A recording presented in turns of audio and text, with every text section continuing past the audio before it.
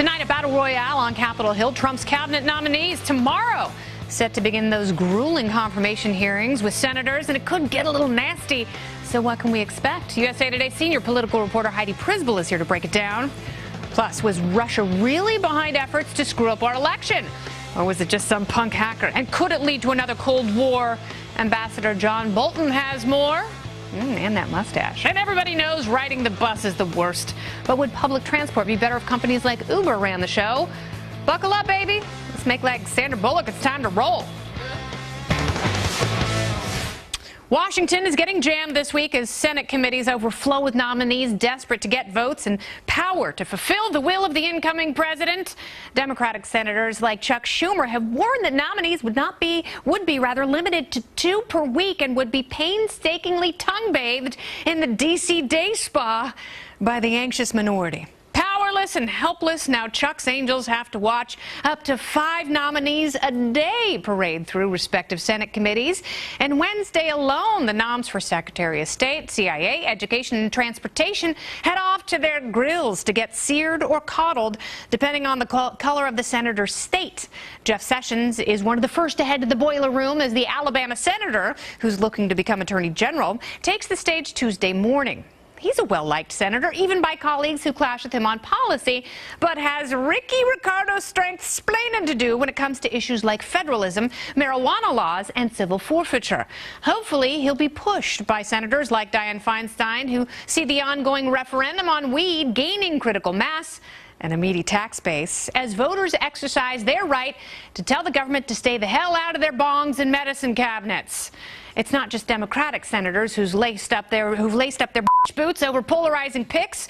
Former Trump debate foes, Senators Rand Paul and Marco Rubio, have floated objections to Secretary of State nominee Rex Tillerson as a borscht-swilling, Sputnik-loving, secret commie Russia sympathizer. Democrats aren't the only ones who worry. Tillerson has some leftover Exxon footlocker filled with Putin's panties that have all the musk sniffed right out of them. Hawkish Republican senatorial mean girls John McCain and Lindsey Graham aren't quite ready to invite sexy Rexy to sit at their lunch table. Whether it's a concentration of wealth, a disdain for unions, or whim for waterboarding and secrecy, these unpredictable cabinet picks will give senators a lot of issues to dissect, or worse, too much time to preen before a captive audience. Hopefully, these Senate thespians will focus on what's most important for Americans, namely freedom and limiting government, and less on auditioning for the next Cecil B. DeMille Lifetime Achievement Award. Here's your Golden Globe. I'm Kennedy.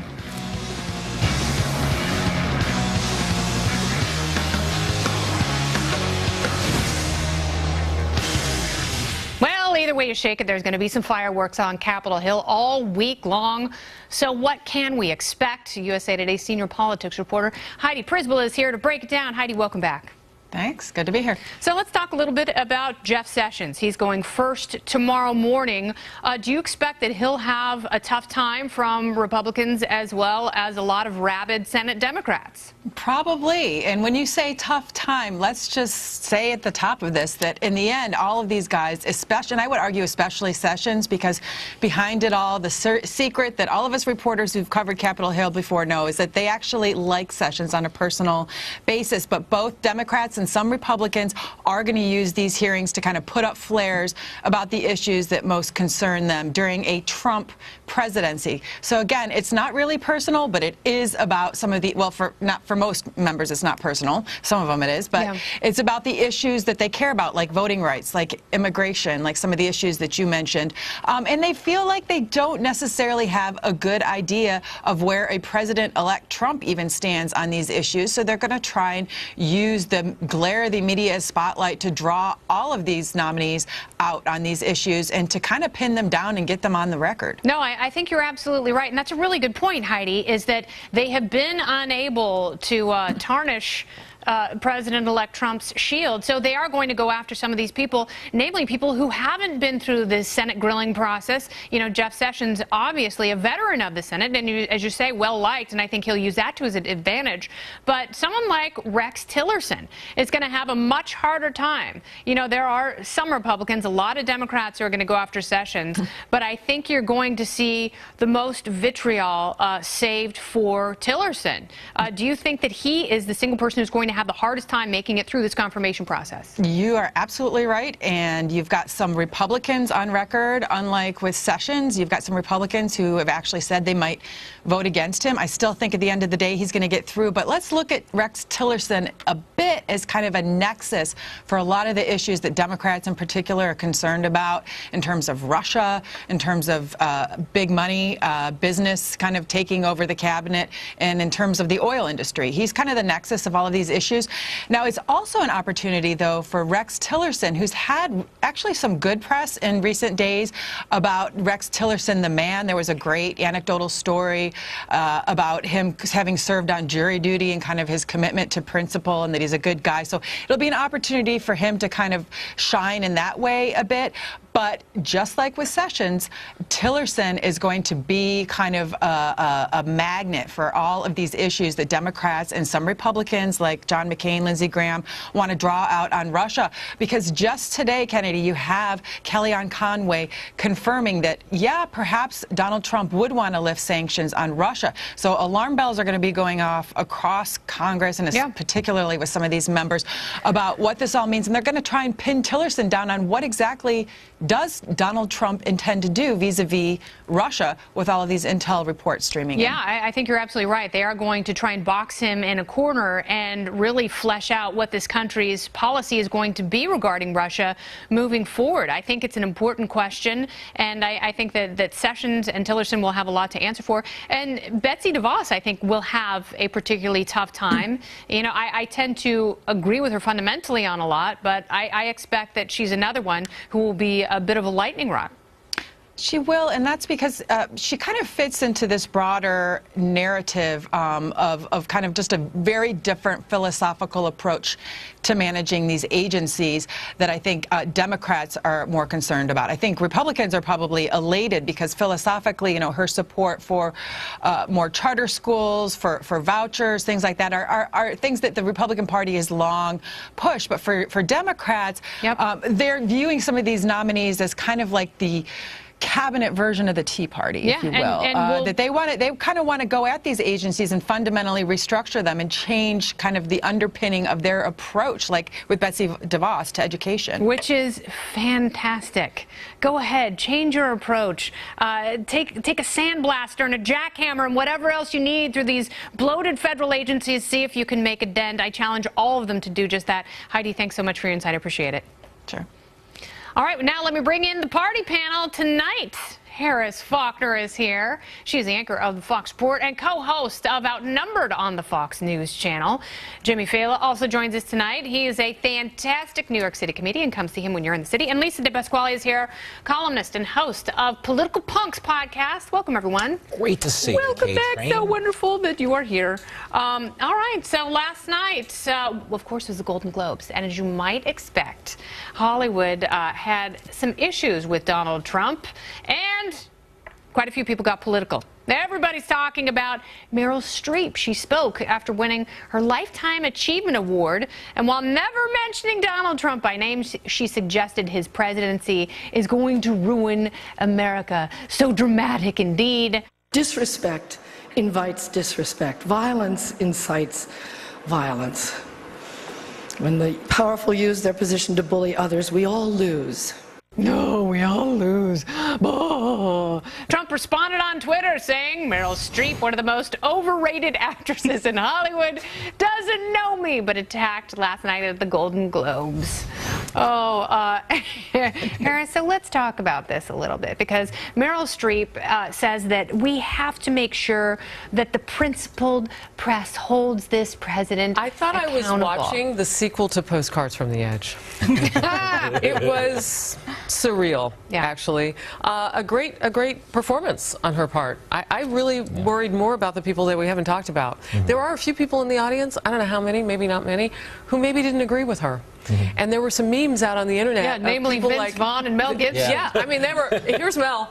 Yeah, so I mean, really, if you paint all of Hollywood with that brush, and I guess you could paint most of Hollywood with that brush, What does that say about their ability to connect with their audiences, who they want to pay in some cities like $20 a ticket to see them to play on the big screen? They are not resonating with the rest of the country, only the people who talk like and think like them. So what is, like, if I'm an exec and I've got Meryl Streep or somebody in front of me, I'm going to have to ask the question now, are you going to be able to act like you care about the other half of the audience? No, it doesn't matter. And, you know, she takes on MMA and football conveniently and politics, but steers clear of some of the content of movies that she has started. How about and that? And an institution where they don't employ a lot of women at the top positions. None. She dropped the ball.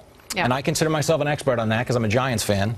So we do know a thing or two about dropping the ball. But what I can't take about it is that they carry on as if Trump beat out Mother Teresa. You know what I mean? Like the mourning over who Trump beat. Like Meryl Streep, Hillary Clinton would drink your soul if she thought she'd win a state to do it.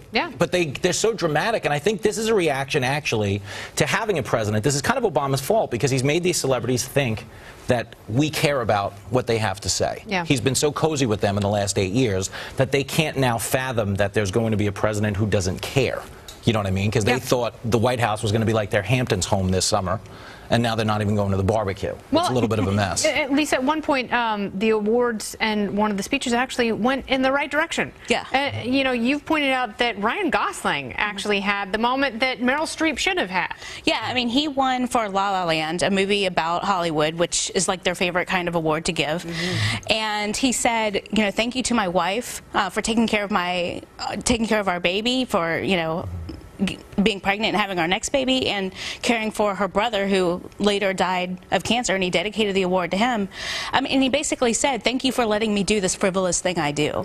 And I think that was the right tone. And I mean, it just shows Meryl and a lot of the others, they don't sort of realize you're not curing cancer. But it was the opposite, because she's like, what we do is really important, and we're the last line of defense. Viola Davis's speech, too, which is being talked about today as well. I don't know. It just feels to me that Tinseltown is politically constipated. Like they just haven't figured out how to smooth things out and, you know, and talk about all sides. And God what if she had to play somebody from the other political side of the aisle? I mean, well, she did. She played Margaret Thatcher. There is that. But they were not her words, oddly enough, because they're acting. Because that's what they do. Do you think those were her words last night? They're actors. Yeah, I do. I think anytime she gets sanctimonious and political, and I'm sure that she was reassured by everyone on her team that she was so courageous. Yeah, I know. And for most of the whole room agrees. Oh, Meryl, that was so big of you. No, Meryl, make it about you. Don't make it about Donald Trump. You gave your power away to a man. Speaking of another man, Senate Majority Leader Mitch McConnell says Republicans will start dynamiting Obamacare by the end of the week. What he hasn't said is what they're going to replace it with exactly. Meanwhile, President Obama is warning that 20 million Americans can lose their health care if Republicans fail to make a smooth transition to something else. And health care providers are warning that hospitals could be hemorrhaging cash up to $3 billion, which could send tidal waves through the economy. All right, so Lisa, I will start with you because Republicans do have some plans. I think they've been pretty bad about voicing them, so a majority of people understand that there are some programs that they could put in place that would stop the hemorrhaging, that they're not just going to chop the arm off the economy and let us bleed to death. Or are they? Well, the thing is that there are things that they could have done, you know, prior. Things like, you know, opening up the market across state lines and allowing more health savings accounts, things that would actually open up the market. And I just hope they take the opportunity to do those types of market-based solutions rather than, you know, sell our own version of Obamacare and this idea that our government is better government, when really the solutions are getting the government out of it. Yeah, no, get the government out of it because everything is too damn high. And you make the point that, and if you're going to break your arm... Yeah, we're not even losing good coverage here. Like, this is what I try to explain to people. Like, my deductible is $3,000. Wow. So if I break my arm, I'm better off getting in my car and crashing it because my car deductible is $500. It's a net savings of $2,500. Can't you just say you were in the car? That's the plan, Harris. That's what I'm advocating here. I mean, you have to be completely honest. I mean, he's telling people to commit insurance fraud. Yeah, having said that, the people who are going to feel the brunt of this is GEICO. They're going to feel the brunt of it under my plan because, yeah, we're going to crash our car to get better. It's ridiculous. Do you think that will end the good news with GEICO? Oh, sorry. That's going to be So what I'm hopeful for in any regard is that all the ideas get heard at the table. You know, Senator Rand Paul has some outside of the box, for lack of a better cliche term, thinking on how to get this done. I'm just hoping that Republicans listen to everybody.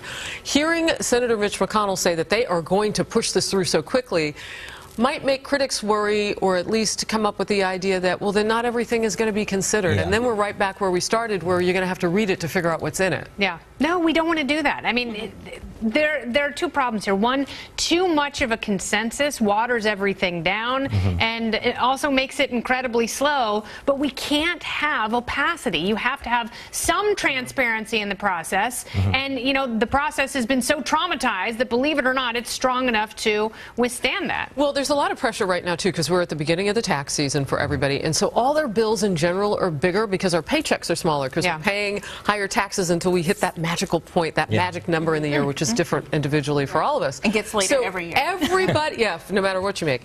So everybody's looking at their outflow right now. And if health care was a concern in 16, it's a bigger concern at the beginning of 17. So you're waiting, okay, well, when is the, the umbrella going to go up during the rainstorm here? So people want to know that it's going to be okay. I agree with you, though, Kennedy, the messaging is a big issue for Republicans. Because maybe they've got a brilliant bullet idea, but they're not selling it. They got to lock it up and figure it out. And we will do the same, because the university, at the University of Chicago, they're offering a cash reward to tour guides to come up with a creative way to hide the city's rampant violence and murder.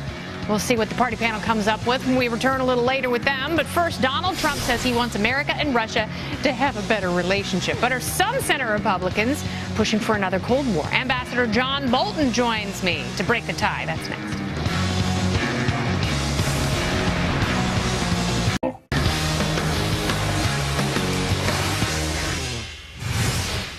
Hi there. President-elect Donald Trump over the weekend cast more doubt on a U.S. intelligence report claiming Russian President Vladimir Putin was behind attempts to influence our U.S. election. Now, today, WikiLeaks founder Julian Assange called the intel report, quote, quite embarrassing, suggesting there is still no proof Russia was responsible. But several Republican leaders, including South Carolina Senator Lindsey Graham, no surprise there, says Donald Trump has to accept that Russia is not our friend. Here's what I think we should do as a nation. We should all, Republicans, Democrats, condemn Russia for what they did.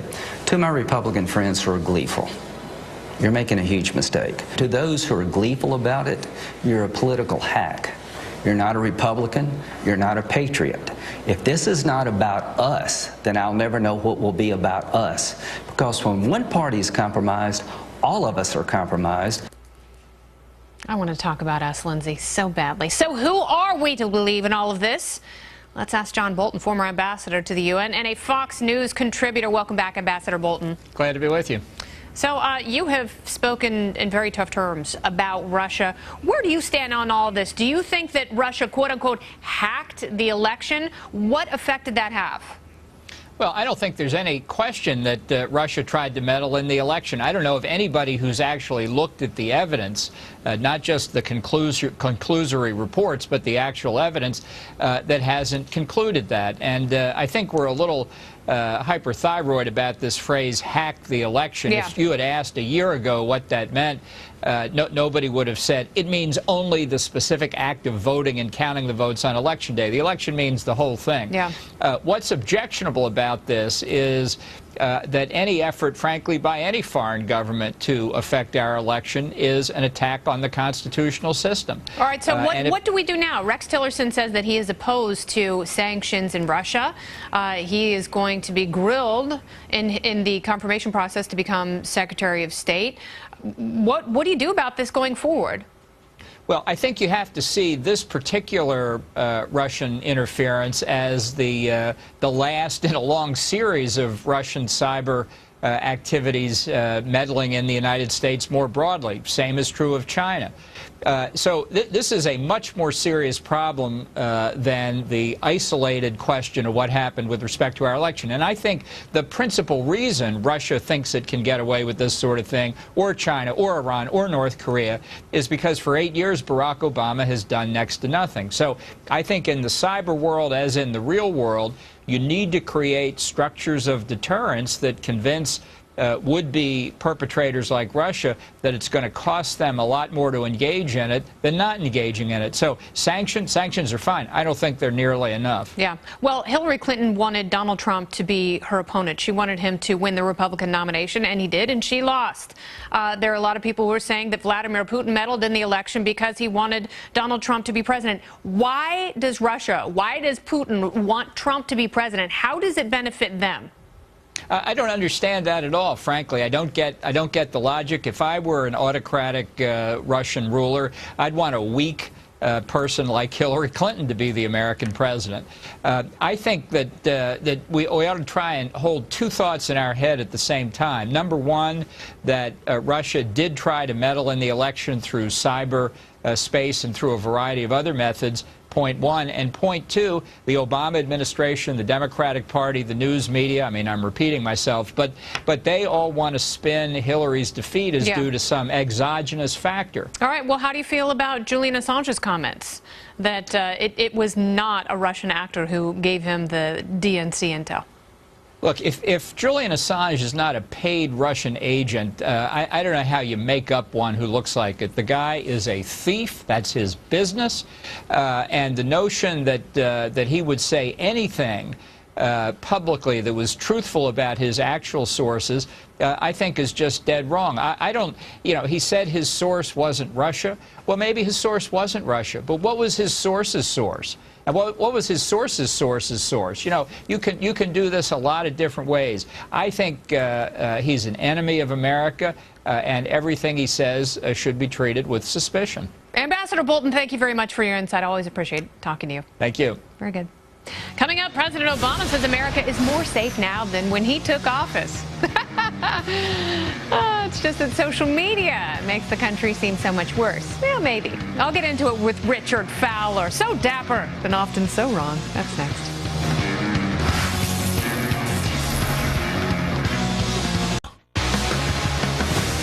Oh, President Obama has a little more than a week and a half left in office, and after 8 years as commander-in-chief, tomorrow night he is giving his farewell address to the nation.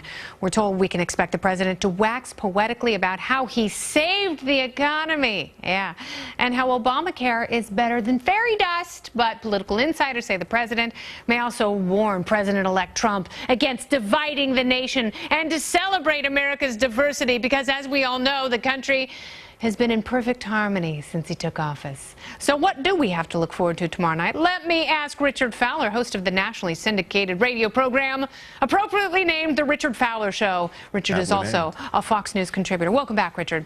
Good to be here, Kennedy. How are you? You make the farewell address sound so ominous. Lord Jesus, there's a fire. No. Well, as a lover of liberty, I don't have much to look back on and cheer about. And, I don't know what I have to look forward to, but I'm not so much concerned about President-elect Trump tomorrow night as I am about how the president is going to sum up his time in office. But more importantly, and I want to put this to you because I remember, and this is something that I've shared on the air many times, I remember President Reagan's farewell address. And I remember feeling pride in my president and the country, and I felt very sentimental that night. How can President Obama give, especially young people in this country who feel like they don't have a lot to look forward to, something to look back on and smile? I think that's what this president is going to try to do in this speech. Now, don't get me wrong. I think, obviously there has been a lot of job growth under President Obama, 75 consecutive months, but I don't think that's what he's going to harp on. He's going to have to really one thing is he's a great orator. We saw him in the eulogy in South Carolina after the Mother East Church shooting. We saw him once again in Dallas. So I really feel he's going to lay out a vision for what America can be if we choose to work together. Yeah. And I don't think there's anybody. I think if you're a Democrat out there who says you want to see Donald Trump fail, that means you want to see America fail, and I think you're wrong. Just like those Republicans out there who wanted Barack Obama to fail, I think they were wrong as well. And so I think this president's going to really try to bring this country together. And don't get me. And I think beyond trying to bring the country together, he's going to go around. He's going to check down some of his accomplishments. Yeah. And that's what every farewell address is about. He should. No, he made the middle Middle East an absolute disaster. The red line in Kennedy. Syria was a joke. Benghazi is an embarrassment. He's droning people. He pulled out of Iraq only to have to get back in there. Still plenty of troops, thousands in Afghanistan and Iraq. Syria is an absolute quagmire. He doesn't know where he stands on Assad. So, you know, how is he going to take something like foreign policy, which is rife with failure, and shellac that turd? Here's the question. What's the one thing that this president did well for you? What is he what? The one thing he did well for you. The one thing the president, you could say, I actually appreciate that President Obama did X. He did X? Really? Like on a state dinner night? No, I'm just asking, like, you understand what I'm trying to ask, No, Kennedy? I know what you're saying. What did he do well? He deported a lot of people. I think he was the president. The surveillance state. He was the president that finally allowed LGBTQ folks. He was one of the presidents that really pushed momentum on that. He won California because he came out against gay marriage in 2008. Right, and then I think his position changed. And I think he's right to do so. There's a lot of people in the building behind me whose position hasn't changed on gay marriage. I think it's the worst thing ever. I think majority of millennials, I think it's at 80 or 90% think that marriage equality is okay. Yes, they do. And so those people are out of touch, and I think President Obama's in touch. They're surprisingly conservative in some ways. I will tell you this. He is a great speaker, and if he gets out of his own ego for a moment and really talks about the greater good and the importance of being the first African-American president, regardless of how you feel race relations have gone in this country, I think some of his most poignant moments have come talking about race. And I think if he signals to the country that we should come together for the next president, that will be a very big move for him, and I hope he does. Kennedy, I think he will do that, and I think beyond that, he will also talk about what he's been able to accomplish. I mean, whether people like the Affordable Care Act or not, it's given relief to thousands of people who used to work in coal mines who now have black lung disease. Yeah. They're getting benefits because of the Affordable Care Act. If you are a woman, being pregnant is no longer a pre-existing condition. We've had 75 consecutive months of job growth, which equals 11 million jobs. I mean, I'm not saying he's the best. Wait a minute. I'm not saying he's the best labor participation rate. I'm not saying that he's. But when the precipitously, and those brand new jobs that you're talking about, oftentimes they're part-time jobs. They're not great jobs. Kennedy, they're not the kind of jobs that you can retire on. when this president took the keys to this economy, it was a mess. It was a hot pile of garbage. Yeah, well, you know what? He's had 8 years to clean up the garbage. Richard Fowler, thanks very much. Good Always to see thanks you, Kennedy. Thanks a lot. Appreciate it. Tomorrow night, don't miss FBN's live coverage of Obama's farewell address to the nation, starting with Lou Dobbs at 7 p.m. Eastern, followed by Cavuto, coast to coast at 8:55. I will be on with my good friend Neil Cavuto. Coming up, the party panel returns. Hillary Clinton will probably never be president, but now word is she may jump back into politics and run for mayor of a very big city. Could it be yours? What a dream come true. That's next.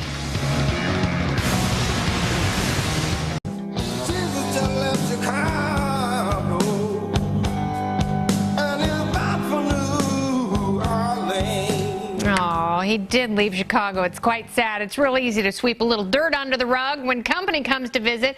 But what about years and years of violent crime and murder?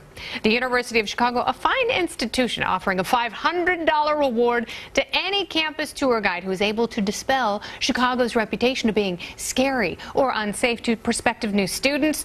Will these rose-colored glasses be enough for the university to cover up the city's deadliest year in 2 decades while incoming students dodge the bullets of a would-be mugger? The party panel is back. Harris Faulkner, Jimmy Fela, and Lisa De Pasquale. Jimmy, I will start with you. $500 in party cash. And the saddest part of this story is the winner's going to spend it on a bulletproof vest. That's what they're going to do so they can get home safe. It's so true. This is disgusting. Lord knows you can't arm yourself, so you may as well cover up. Not in liberal Chicago. You got to get to Indiana, and in an Uber, that's $450 of your $500. Now you got no gun. It drives me crazy that we have turned Chicago into this partisan thing. It's a sad story. We all agree on it. It's horrible. We need to do something. I have family in Chicago. When they want to get away from it all, they vacation in Aleppo. That's how bad it is. They're like, we can just get to Aleppo, or it's calmer. Like Gary Johnson, they can find it. They can find it. You know what it reminds me of? Remember Baghdad Bob in 2003? You what? Baghdad Bob, the Iraqi minister of information who just engaged in so much overwhelming propaganda that he became laughable. And that's what they're asking these campus tour guys to do. But they could Chicago's super safe. This place is what is great. that?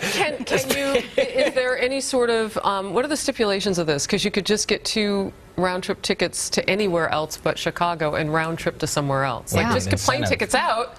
And or then even one way. For as many people as you could afford to. That might offset the $500 balance, though.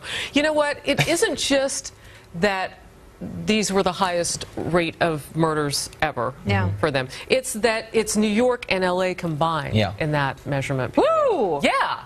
Those are much bigger cities. So what do you compare this to? Well, I mean, imagine if they had a PR campaign like, hey, we'll give you $500 if you can convince people that the water in Flint, Michigan is safe to drink from the tap. Yeah.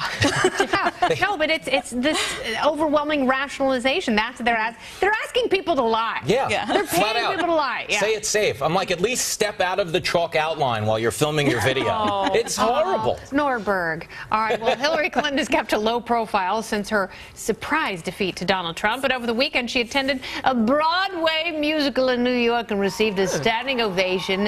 Mrs. Clinton is so popular that in the Big Apple here that some Democrats reportedly urging her to run for mayor against Bill de Blasio. This is an idea I like just because I would like to see Bill de Blasio lose. Yes. Well, I didn't know that Hillary Clinton was a post-bellum struggling African-American woman. Having seen the play, that's who's in it. So I'm wondering how she actually got a standing ovation. The actresses, when I saw it, Fantasia was in it. And she also got a standing ovation for what she did on the stage. Yeah, she should get a Golden Globe for Lifetime Achievement. See, I think Hillary Clinton, she's not going to run for mayor because it's too much work. She doesn't want to do actual work, but being a professional victim is perfect for her. Because now she can go to receptions and openings and she loves this. galas, and people will applaud her. So far up her alley. It was so surreal. Hey, watch your language. It was so surreal to watch everyone filming them on her phones. The last time she was around that many Blackberries, she smashed them with a hammer. I thought she was going to have a flashback and take them out. But I think the story Huma, here... where's my hammer, Huma? That's what I think. I mean, I think the story here, number one, is that not even the Clintons can get Hamilton tickets these days, that they had to go see The Color Purple. And two, with the whole Hillary rehabilitation campaign that we're talking about, can we stop with these Hillary hiking in the woods selfies that we're taking? God, She's not hiking. She's trying to find her server. She's walking around with one of those old man beach metal detectors. If you look in the background, you can if you look in the background, you can see Huma with a shovel full of dirt. She's like, is it here? Stop. The Blair Witch Project gone wrong. Oh, last word, Lisa.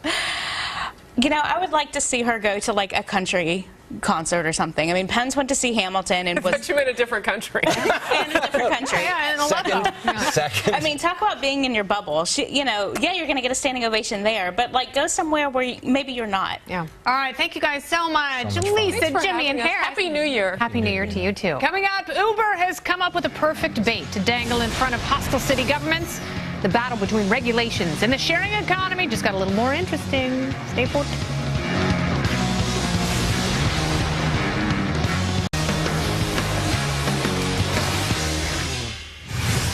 Ask anybody ever who's ridden in a city bus, and they'll probably tell you it kind of sucks. They move slow, the routes are imperfect, and it's packed with weirdos like me.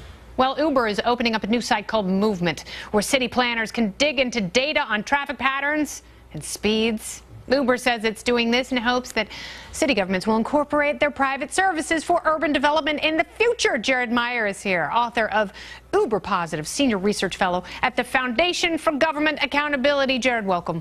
Hey, thanks for having me. So how does Movement directly benefit me?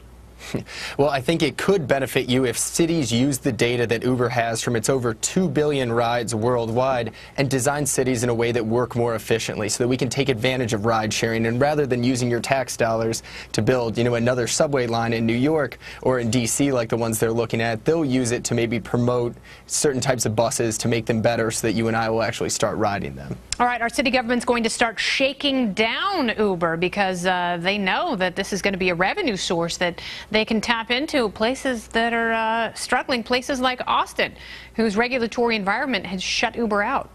Well, we've seen cities and states shake down Uber for years now, but I think what we see because of this data release, it's actually showing that Uber trusts city governments more than they did in the past. When you have cities like Austin going out of the way to kick out ride-sharing, that's now the exception. It's not the norm that it was just a few years ago. All right, and Uber's also defended itself in places like New York City with this data showing that it's not their drivers that are causing suggestion. What can big cities like New York, where Uber thrives, actually benefit from knowing more about these instant traffic patterns and speeds? Well, let's look at the inauguration that's coming up. D.C. will be better able to plan because it can look at other large events and see how that affected traffic around the city. So when you have, let's say, a sporting game or the Super Bowl down in Houston coming up, all these cities will be able to look at historical Uber trips and see the amount of time and how this is going to affect their residents' commutes and traffic getting to events. All right, so is this a form of lobbying? Is it self-preservation? Or is this something that's showing us the next evolution of Uber? Because it's not going to be driverless cars anytime soon. Well, I think what they're doing, they're trying to share the great data that they have, but also there's a little bit of self-interest here. They want to give the cities some information because other cities like New York are trying to go after a lot of personal information that raises privacy concerns. So they're saying, well, we throw you this bone, you can use it to design your cities, but hey, leave all our private driver and rider information alone. And then you can use it to make soup. Thank you so much, Jared. I appreciate your insight. All right, thanks for having me. Like you, I like Uber and the sharing economy because I believe in the future. Coming up, are Wi-Fi signals confusing swimmers in directing their migratory path toward Minnesota? Find out in the tropical storm. What's going on? I'll show you next.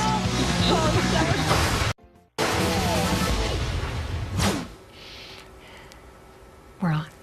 Hi, when you're trapped in a maze and a lurking minotaur just ripped your friend's leg off, come to me and I will show you the part of the maze where the cool kids hang out. This is the tropical storm. Topic number 1. The animal kingdom seems so nice and fuzzy, but sometimes even the cutest of animals resort to thievery. Watch this. All right, the squirrel enters the location of the heist, checks for security guards, sees none, and makes his way to the mother lode, snagging a candy bar. He's a furry shoplifter, that one. Squirrels can be so devious and diabetic. Watch your insulin, Chuck. One time, our neighborhood had a squirrel infestation, and it was terrible. Yeah, that's my friend Greg.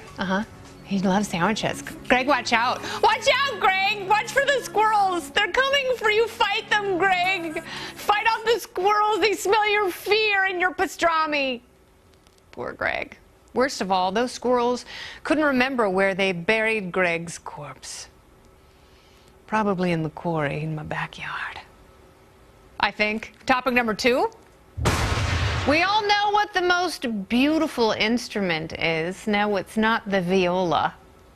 It's the recorder, specifically the cheap plastic recorders they pass out in middle school music class, which one aspiring musician can take to an entirely new level with a rendition of Celine Dion's timeless "My Heart Will Go On."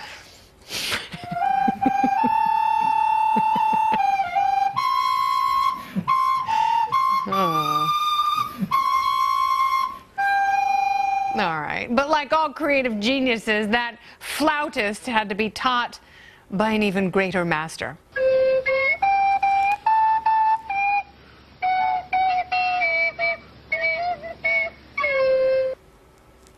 I dated that horse for 2.5 years, and we broke up right before my honeymoon. Topic number 3. Yeah, it was a horse. When cats aren't busy tying babies to train tracks, or eating lasagna and hating Mondays, it's a Garfield joke, they can be found laying around houses being slightly less useful than a paperweight. Like this satanic mouth breather. You ready, Mom?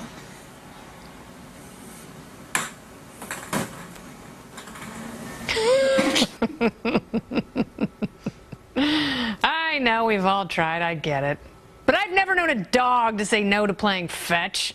After a few lines of catnip, this lethargic feline finally worked up the energy to go chase after the ball.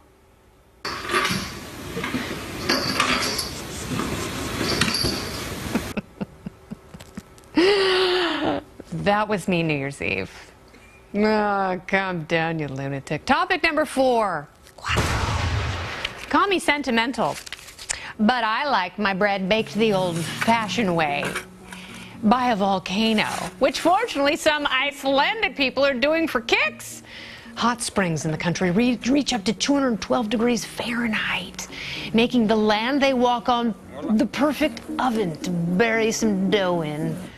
But we shouldn't stop there, dough lovers, bread fiends. You can cook lots of things with volcanoes, like steaks. That's molten hot lava, or cans of ravioli. And, of course, evil hobbits. Oh, my precious! My precious! Where's my precious?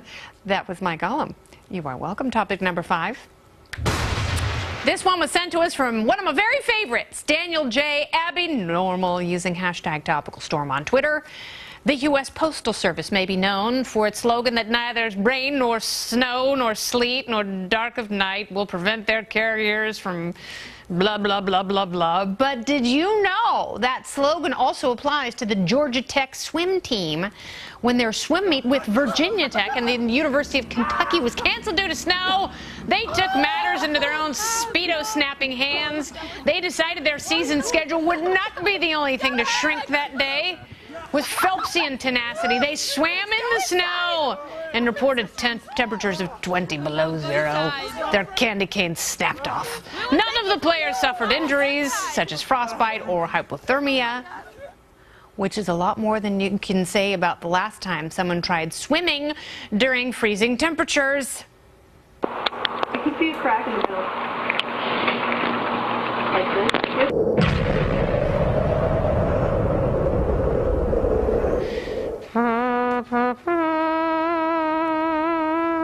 And that, my friends, is how the Grand Canyon was formed.